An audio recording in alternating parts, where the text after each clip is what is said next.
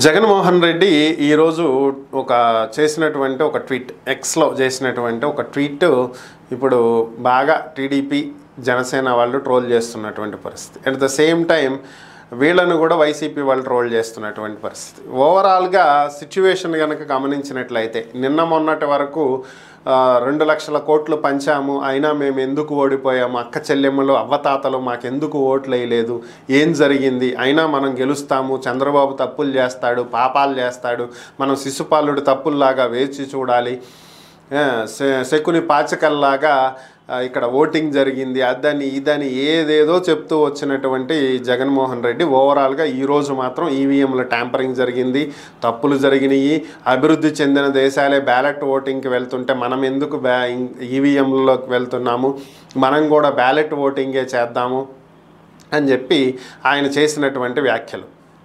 So ఇదే జగన్మోహన్ రెడ్డి 2019 ఎన్నికల తర్వాత ప్రెస్ మీట్లో ఈవీఎంలు ట్యాంపరింగ్ చేయటం అనేదే జరగదు, ఆ అవకాశమే లేదు, ఎక్కడా కూడా ఇలాంటివి జరగవు, ఎన్నికలకు ముందు పోలింగ్ ఆఫీసర్ ఏజెంట్లతోటి 50 ఓట్లు వేపిస్తారు, అవి వాళ్ళకి చూపిస్తారు, అంతా పర్ఫెక్ట్గా వర్క్ అవుతుంది అనుకున్న తర్వాతే వాటిని రిమూవ్ చేసి తర్వాత ఎలక్షన్ నిర్వహిస్తారు. మరి అక్కడ టీడీపీ ఏజెంట్లు కూడా ఉన్నారుగా, ఆ రోజే ఈవీఎం హ్యాక్ అయ్యింది అంటే మరి అప్పుడే వాళ్ళు చెప్పాలి కదా, వాళ్ళు చెప్పలేదు అంటే ఈవీఎం హ్యాక్ కాలేదనే కదా అర్థం.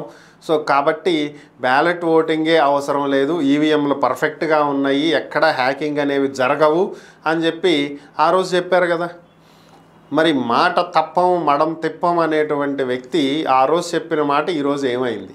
2019లో 151 వచ్చిన రోజు మీకు ఈవీఎంలు హ్యాక్ కాలేదు అంటే ఇప్పుడు 2024లో 164 వచ్చినప్పుడు కూడా ఈవీఎంలు హ్యాక్ కాలేదు.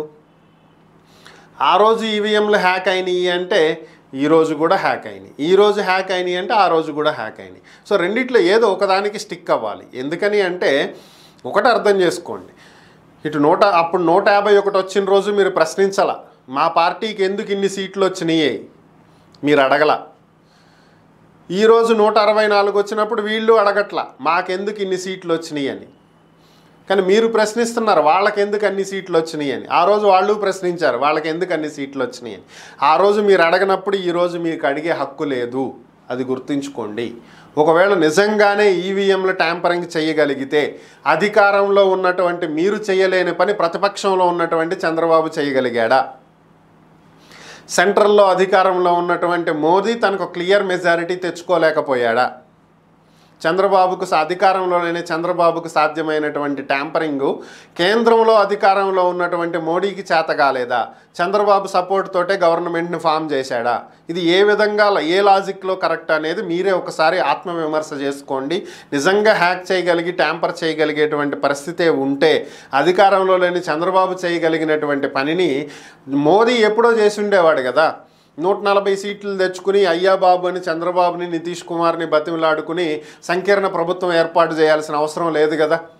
400 సీట్లు ఆయనే గుద్దుకుని తెచ్చుకుని కంప్లీట్ మెజారిటీతో అవసరమైతే రాజ్యాంగాన్ని కూడా మార్చగలిగేటువంటి మెజారిటీ ఆయన చేతిలో పెట్టుకునేవాడు కదా. బట్ అది జరగలేదే. కాబట్టి మనం మంచిగా ఉన్నప్పుడు అంతా మంచిగా ఉంది అని, మనకి ఏదో కష్టం వచ్చినప్పుడు లేదు అంతా మారిపోయింది, ఇదంతా అబద్ధం, ఇది సరిగ్గా జరగలేదు అనటం కరెక్ట్ కాదు. అసలు ఏం జరిగింది అనేది తెలుసుకోండి, ఆత్మవిమర్శ చేసుకోండి, మీ తప్పులేంటో తెలుసుకోండి, దాన్ని సరిదిద్దుకునే ప్రయత్నం చేయండి.